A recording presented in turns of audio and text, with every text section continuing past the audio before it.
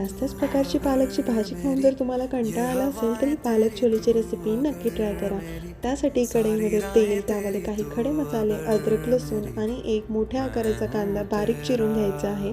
तो तेलामध्ये मीठ टाकून छान मऊ होईपर्यंत परतून घ्यायचा आहे। मीठ टाकल्याने कांदा लवकर परतला जातो।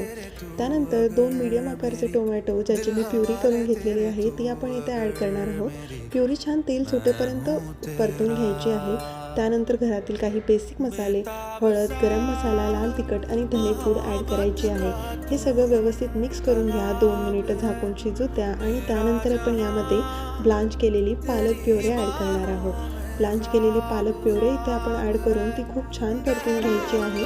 परतून झाल्यानंतर काल रात्री काबुली चणा मी भिजवला होता तो आत्ता कुकरमध्ये 4 शिट्ट्या काढून घेतलेल्या आहेत। छानपैकी शिजलेला आहे तो आपण पाणी वेगळं करून इथं फक्त चणा ॲड करणार आहोत। हे सगळं व्यवस्थित परतून घ्या। फार काही शिजवायची गरज नाही कारण पालक आपण ऑलरेडी ब्लांच केलेला आहे आणि चण्याला आपण शिट्ट्या काढून घेतलेल्या आहेत। त्यानंतर छोलेमधून जे पाणी आपण वेगळं केलं होतं ते ज्या पद्धतीची किंवा ज्या प्रकारची कन्सिस्टन्सी थिक आणि किंवा पातळसर जशी तुम्हाला हवी असेल तसं पाणी ॲड करत तुम्ही तुमची भाजीची कन्सिस्टन्सी ठरवून घ्या। खूप छान झटपट होणारी, थोडीशी काही पूर्वतयारी केल्यानंतर खूप झटपट बनणारी ही रेसिपी एकदा नक्की ट्राय करा।